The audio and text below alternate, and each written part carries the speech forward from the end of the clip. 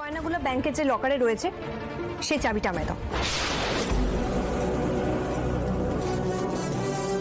আমি গয়নাগুলো বিয়েতে পরবো।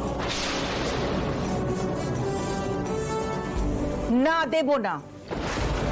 তোমার মাকে তো আমি দেখেছি, ওই রকম একজন মাটির মানুষের কি করে যে তোমাদের মতন ছেলে মেয়ে হলো আমি জানি না।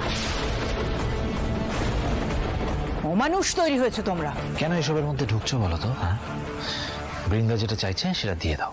বললাম তো না। এইভাবে বিয়ে হয়?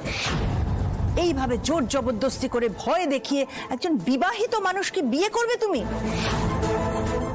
তুমি কি ভাবছো তোমার সংসার সুখের হবে? কখনো হবে না। তোমাদের নিজেদের রোজগারের টাকায় তোমরা যা পাপ করতে হয় করো, কিন্তু মায়ের গয়নাগুলো এই বিয়েতে পরে সেগুলোর অমর্যাদা করতে আমি কিছুতেই দেব না। তুমি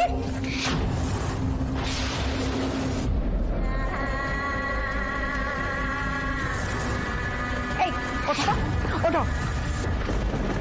এই জন্যই বলে অতিবার বেরো না, ঝড়ে পড়ে যাবে। ভালোভাবে কথা বললে বোঝো না কেন বলো তো? হ্যাঁ, শোনো, তোমাকে শেষবারের মতো বলছি, যদি এখানে থাকতে অসুবিধে হয় তাহলে বেরিয়ে যাও।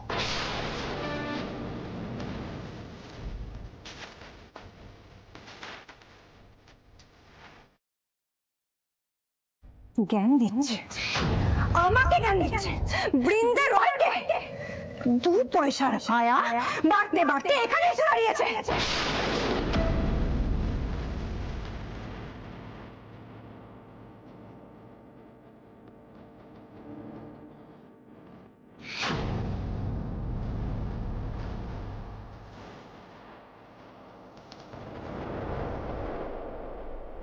ডিসকাস্টিং। ঠিক আছে, বিয়ের আগে আর রাগারাগি করিস না। যা চাইছিলি সেটা তো পেয়ে গেছিস। তুই একদম ঠিক বলেছিস দাদা,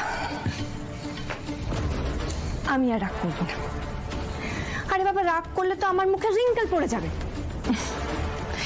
কালকে আমাকে একদম মিস ইউনিভার্সের মতো সুন্দর দেখতে লাগতে হবে।